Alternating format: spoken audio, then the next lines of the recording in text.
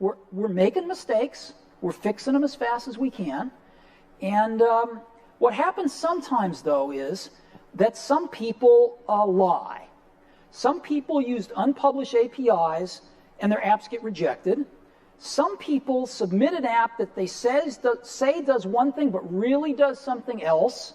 They try to hide it from us. They get very clever about that.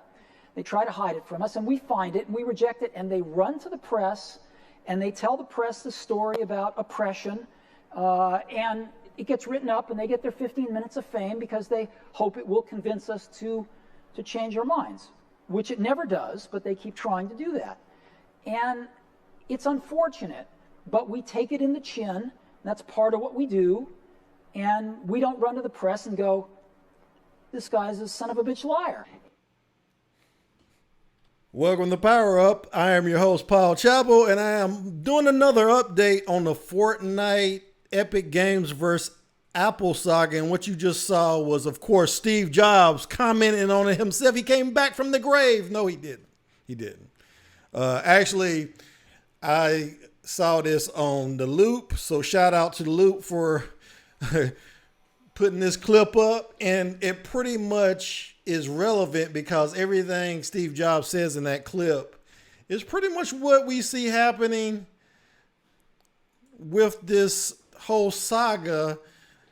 Is basically Epic Games is submitting something that they know is going to get rejected. And in fact, and I did not know they were going to really do this because I thought there was an injunction against it. Apple has already canceled Epic Games developer account, specifically the one for iOS.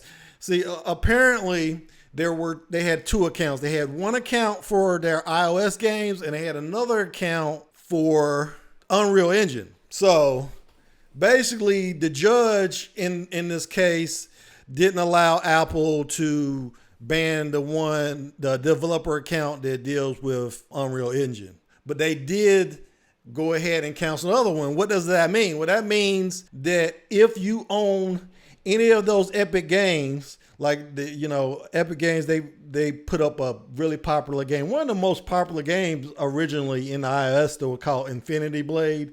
If you have a copy of Infinity Blade and you deleted it, you cannot re-download it now.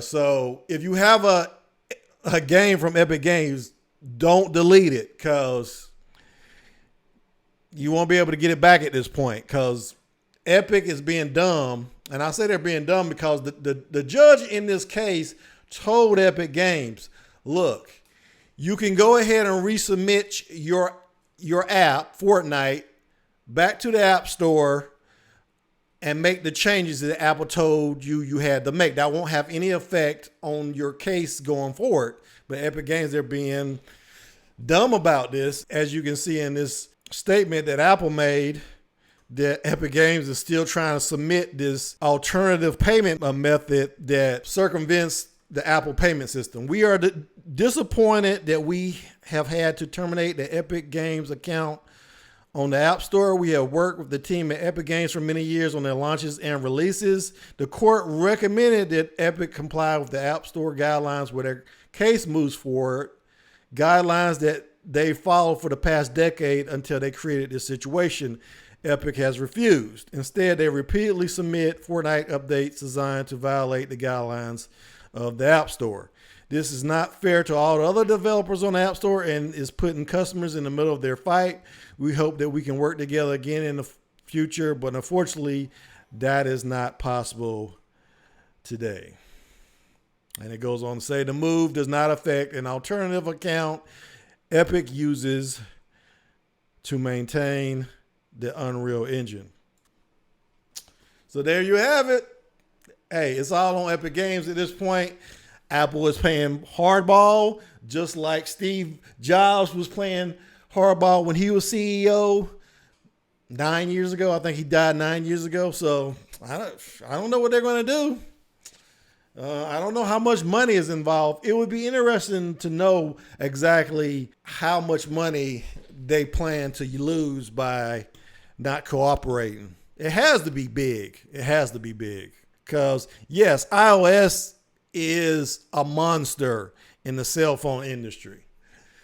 And plus you got to remember, Google Play banned them too. Now, the difference with Google Play is you can sideload the game. The courts are going to hash out whether iOS needs to be like the Mac, because that's pretty much what Epic Games is asking. They just want to be able to people to download their gaming store on iOS without having to go through the App Store.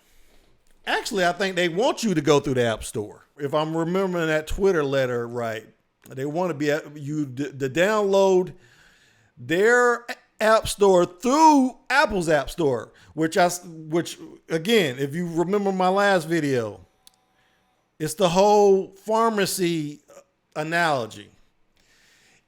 If Epic Games really want to compete with Apple on a level playing field, they need to build their own phone, and then they can have their own App Store. Okay? Same thing with what Google does.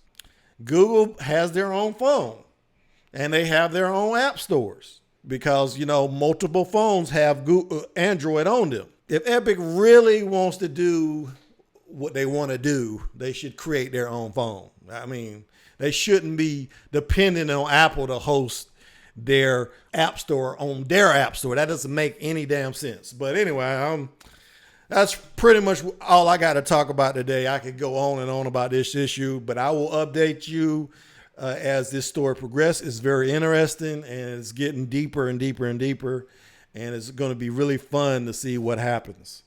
Because I have no skin in this game. I don't care what happens. I mean, Apple is still going to be there even if the court's ruling against them. So I'm not worried about Apple. They got plenty of money, and they can weather this wherever it takes them. So that's all I got for today. I'd like to thank my subscribers and encourage you. Hit that subscribe button. If you're already a subscriber, ring that bell so you know when my next video drops. And I will see you when I see you. Thanks for watching.